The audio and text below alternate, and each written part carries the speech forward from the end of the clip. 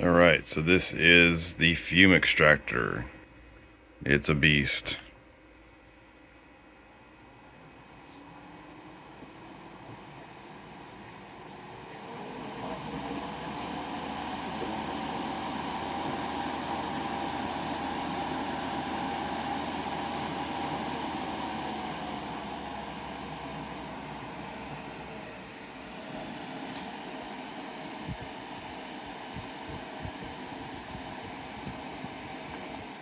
Still need to print the rear cover, but otherwise, I think it turned out pretty good.